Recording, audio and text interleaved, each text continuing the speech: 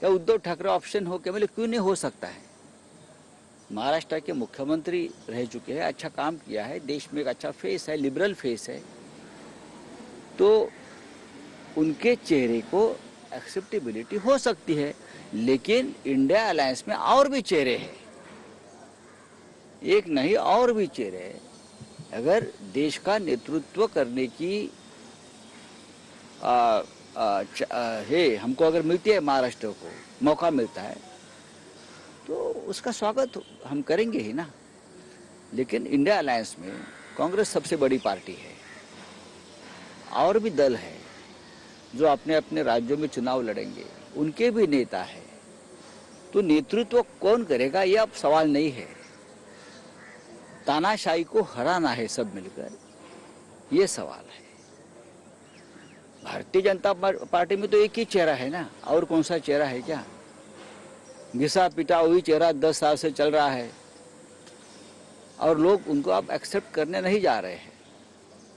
मोदी जी और उनकी पार्टी हारने जा रही है, बुरी तरह से हार रही है।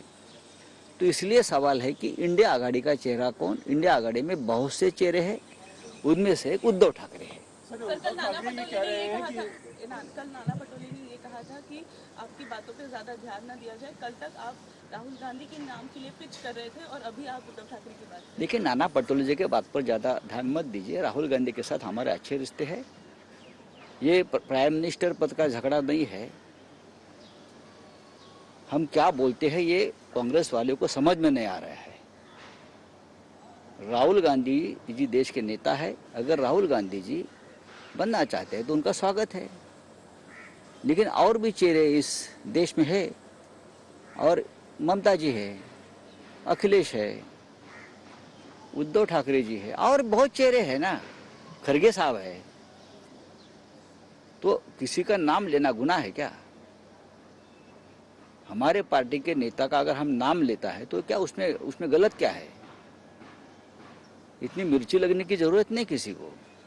सर, उद्धव ठाकरे जी ने कल धारावी में एक बयान दिया जिसमें उन्होंने कहा कि 2019 में देवेंद्र फडणवीस ने ये कहा था कि वो आदित्य को ग्रूम करेंगे और आने वाले 2.5 साल के बाद वो केंद्र में चले जाएंगे, दिल्ली में चले जाएंगे और मुख्यमंत्री बनाएंगे। देखिए, इसमें कितनी सच्चाई है? ये सच्चाई है, ये पूरी तरह से सच्चाई है। देवेंद्र फडणवीस जी जब मुख्यमंत्री बने महाराष्ट्र के, तब उनको ये बड़ा सपना था कि मैं देश का प्रधानमंत्री बनूंगा और मोदी जी की जगह पर जाऊंगा। उनको तो ये भी सपना था कि मैं पहले गृह मंत्री बनूंगा। ये उनका बहुत बड़ा एक, इसीलिए तो उनका काट दिया ना और डिप्टी सीएम बना दिया। मैं प्रधानमंत्री बनूंगा, मेरा कद अब इतना बड़ा है कि मैं योगी जी को भी पीछे हटाकर या मोदी जी को भी पीछे हटाकर मैं प्रधानमंत्री बनूंगा। ये उनके दिमाग में चल रहा था, और उद्धव ठाकरे साहब ने जो कहा है ये सच है। उद्धव ठाकरे कभी झूठ नहीं बोलते। हमारी राजनीति झूठ के ऊपर टिकी हुई नहीं है। सर, सलीम जावेद की स्क्रिप्ट रोजाना लेकर कुछ नेता आ जाते हैं, ऐसा ट्वीट किए हैं देवेंद्र फडणवीस और कह रहे हैं सही समय पर इसका जवाब देंगे, मकुल जवाब देंगे। ये मकुल बिल्कुल छोड़ दीजिए। उद्धव ठाकरे ने जो जवाब दिया वो सही है। उद्धव ठाकरे ने कहा ये सही है। देवेंद्र जी को प्रधानमंत्री और गृह मंत्री पद का बहुत बड़ा सपना उस वक्त आ रहा था, लेकिन मोदी जी और शाह जी ने उनके पैर काट दिए और महाराष्ट्र में डिप्टी सीएम बना दिया है।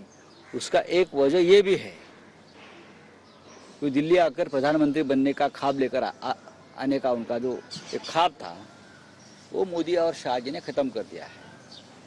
सर, एक ज्वाइंट सभा जो है झारखंड में आज हो रही है जिसमें 14 इंडिया अलायंस के जितने भी घटक दल हैं सभी बड़े वरिष्ठ नेताओं को वहां पर बुलाया गया है। आपकी पार्टी से उद्धव ठाकरे जी को जो है आमंत्रित किया गया था। ये बात सही है, ये बात सही है कि झारखंड में इंडिया अलायंस का एक रैली आज हो रही है, और हेमंत सोरेन जी की तरफ से उनकी पत्नी बहन जी हमारी, मेरे से भी बात हो गई, उद्धव ठाकरे साहब से भी बात हो गई। लेकिन आप देख रहे हो कि महाराष्ट्र में चुनाव प्रचार चरम पर है। आज भी उद्धव ठाकरे मुंबई से बाहर जा रहे हैं।